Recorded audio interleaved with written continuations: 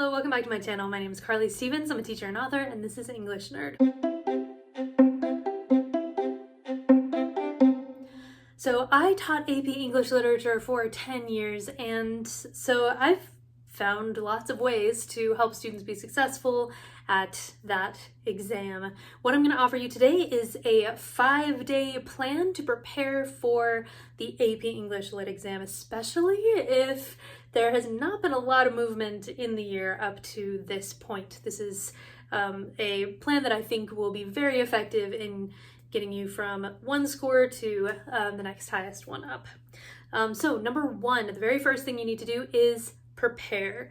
That includes familiarizing yourself with the format of the test, the multiple choice questions, the essays, actually look at the exam if you have not done so up to this point.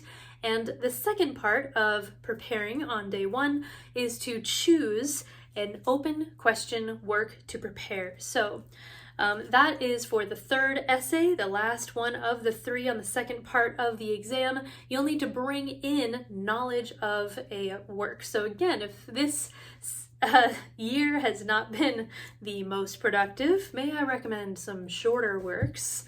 I have an entire video about classic literature that you can read in one day, so that is why I'm putting this on day 1, just in case you need to actually read a short classic and memorize some things about it to prepare for that essay. Okay, number 2. Day 2 is all about research. Research means watching strategy videos. How can you maximize points on the multiple choice? How can you maximize points on the essay? Also, on the research day, find a list of literary terms, like high-level literary terms, not just nouns or metaphors or things like that, but more complex literary terms, and identify the ones that you would not have been able to identify or use on your own before this. Day 3 is practice. What you're going to do on this day is practice with multiple choice. You do not need to do an entire multiple choice section if you're strapped for time, but do make sure that you do at least 1 poetry and 1 prose. Also make sure with these practice questions that you're not just pulling them from anywhere on the internet. There are lots of places to get AP English Lit multiple choice practice questions, but go to College Board, the official practices. There are a couple of reasons. One, they're going to be harder than a lot of the other kind of non-official practice problems, and more accurate to what you're going to encounter on the test. And 2, College Board has explanations of the reasons for why the answers are what they are. You can also get these from books. So there are official books that you can get from bookstores that have practice multiple choice sections in there as well. So do at least 2 sets of multiple choice questions, 1 for poetry, 1 for prose, like I said. And then what you're going to do with this practice is identify not only which ones did you get incorrect, but why. So what types of questions do you tend to miss? Are they the ones that have to do with literary terms? Are they the ones that have to do with the evidence that proves a particular point? Are they the ones that have multiple parts to the answer, and is it A, B, C, A and C, etc. So then you can zero in on exactly what type of question you need to focus on before the exam.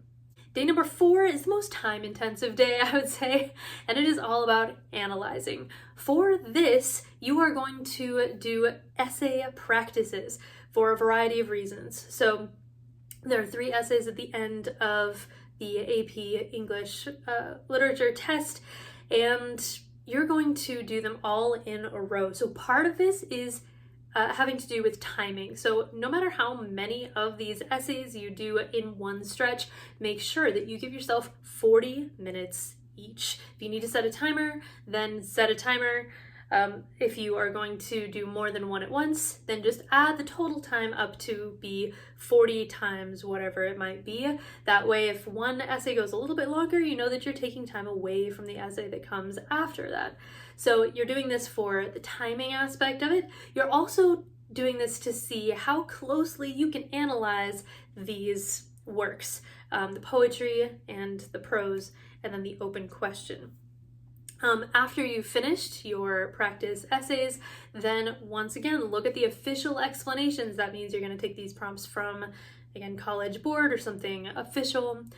You're going to look at the official explanations, the example essays, if they have any, they often do on the website, and then the rubric as well.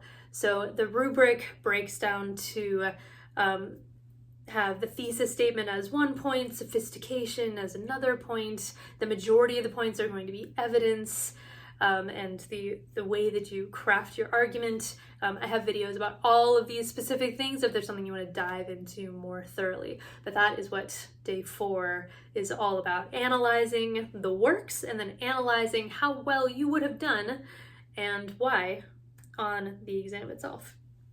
And then finally, the last day is for memorizing, just solidifying those things that you literally just need to brute memorize for the exam. So the majority of the AP Lit exam is skills-based, which I like about it.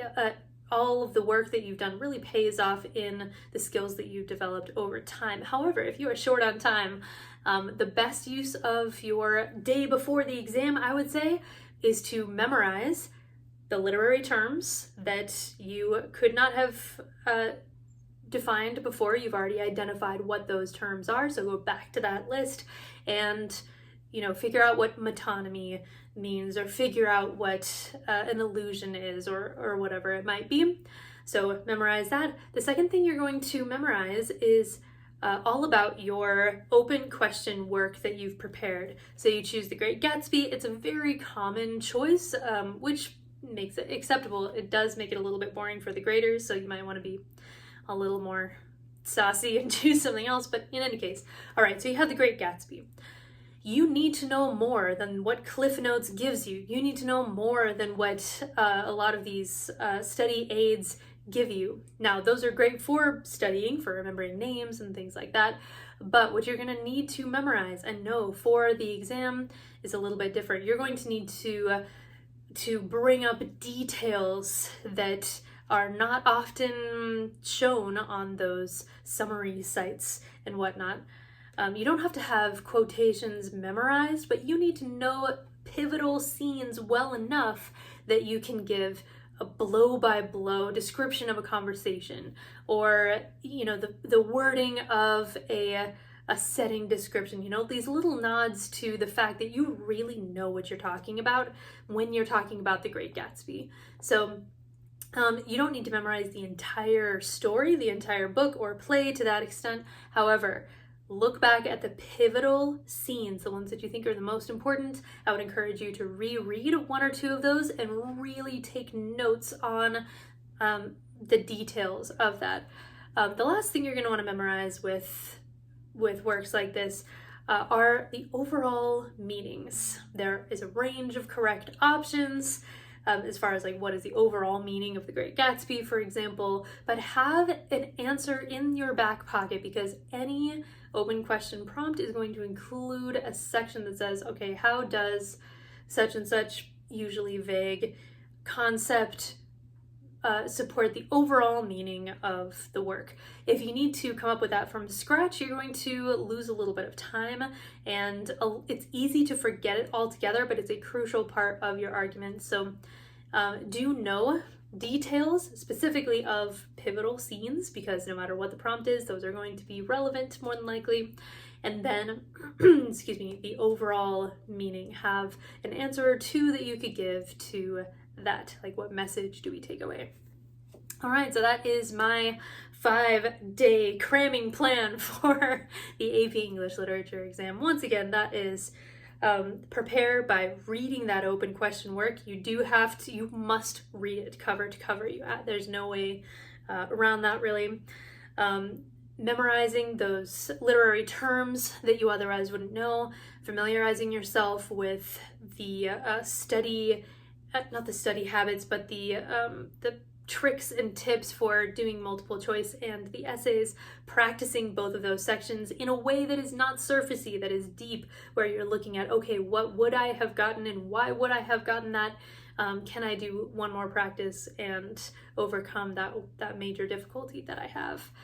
So I hope this was helpful for you. Good luck on the AP Literature exam. I know it's one of the very first ones in May, so that's coming up really soon. That's all I have for you today. Make sure to subscribe for more English nerdy goodness, literature, writing, and all that kind of stuff. Like this video if you like it, and I'll see you next week. Bye.